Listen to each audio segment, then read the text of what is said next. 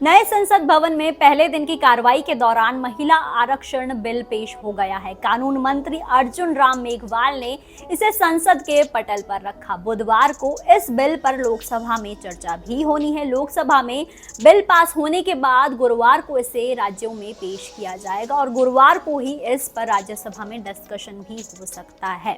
महिला आरक्षण विधेयक की 27 साल पहले देवगौड़ा ने पहल की। अटल और मोहन ने भी इसके लिए बहुत से प्रयास किए, लेकिन अभी तक ये पास क्यों नहीं हो पाया।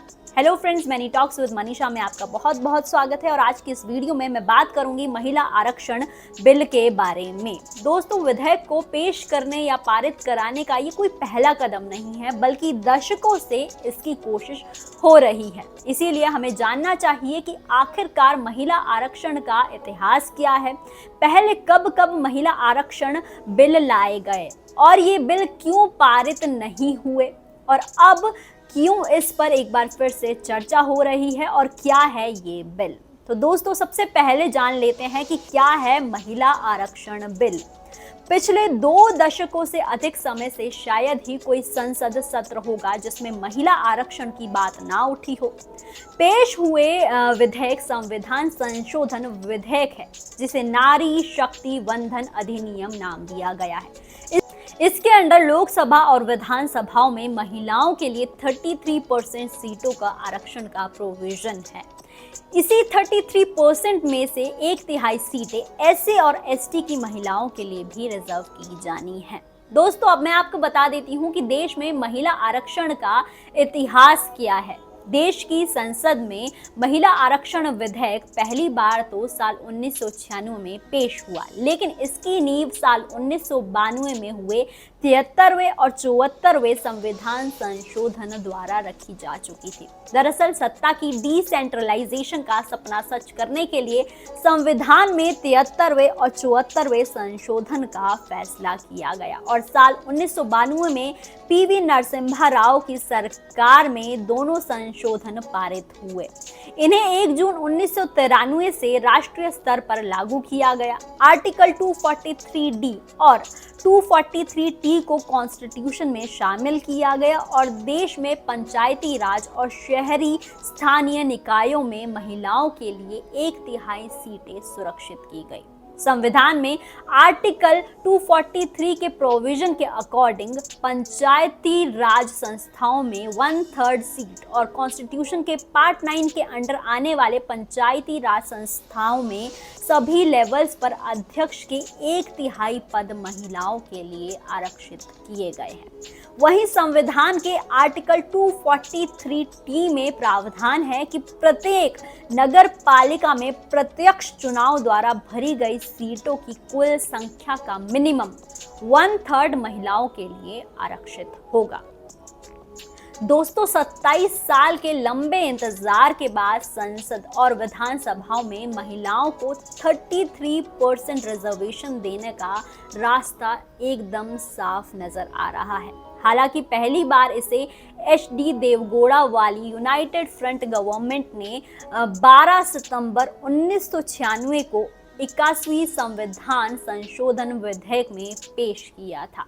यह विधेयक तत्कालीन कानून मंत्री रमाकांत डी द्वारा लोकसभा में पेश किया गया था।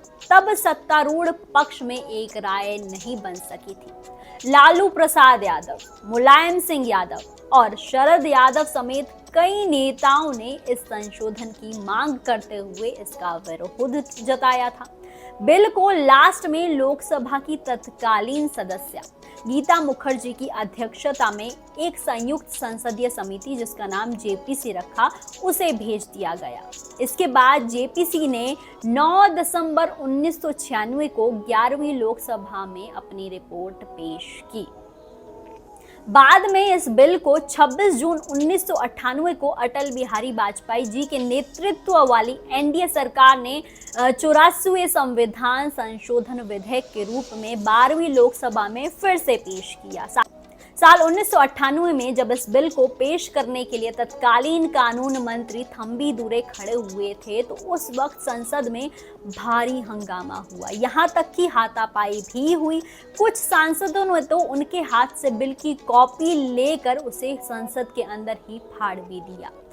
इसे 2002 और 2003 में सदन में एक बार फिर से लाया गया, लेकिन फिर से इस बिल को पास नहीं करवाया जा सका। इसके बाद जब मई 2004 में कांग्रेस के नेतृत्व वाली यूपीए सरकार सत्ता में आई तो विधेयक को गठबंधन के न्यूनतम साझा कार्यक्रम में जगह मिली। इसमें कहा गया था कि यूपीए सरकार विधानसभाओं में और लोकसभा में महिलाओं के लिए 1/3 आरक्षण के लिए कानून लाने का कदम उठाएगी, लेकिन यूपीए सरकार भी लोकसभा में विधेयक पास करवाने में अनसक्सेसफुल रही और महिला आरक्षण के लिए संविधान संशोधन 108वां विधेयक 2008 में मनमोहन सिंह की सरकार के कार्यकाल में पेश हुआ था, जो कि 9 मार्च 2010 को राज्यसभा में पारित हुआ मगर लोकसभा में पारित नहीं हुआ और इसके बाद साल 2014 में तो लोकसभा भंग ही हो गई।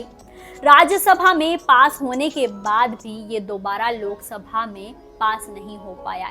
इसकी बड़ी वजह जो थी वो थी सपा, बसपा और आरजेडी का कड़ा विरोध और कोटे के भीतर कोटे की मांग, जिसके चलते बिल जो है ये बीच में ही लटक गया। मनमोहन सिंह की सरकार में कांग्रेस का अपना बहुमत नहीं था और कई समर्थक दल महिला आरक्षण विधेयक को मौजूदा रूप से पारित कराने के लिए तैयार नहीं थे।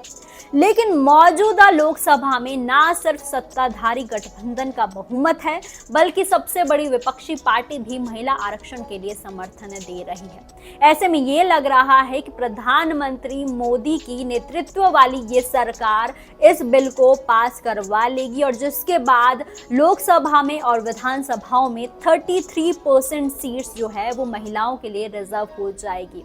ऐसे में ये देखने को मिलेगा कि लोकसभा में 182 जो है वो फीमेल कैंडिडेट्स होंगी। दोस्तों फिलहाल के लिए इस वीडियो में इतना ही, बाकी बहुत ही जल्दी अगली वीडियो में आपसे मुलाकात होगी। तब तक के लिए आप कमेंट सेक्शन में ज़रूर बताएं कि आपको ये वीडियो कैसा लगा। इसके अलावा अगर अभी तक भी आपने मेरे चैनल को सब्सक्राइब नहीं किया है तो सब्सक्राइब ज़रूर कर ले और साथ ही बेल आइकन दबाना बिल्कुल मत भूलिएगा।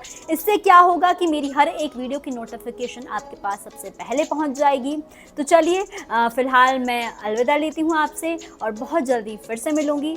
तब तक के लिए टाटा बाय बाय और आप सभी लोग अपना ख्याल रखें।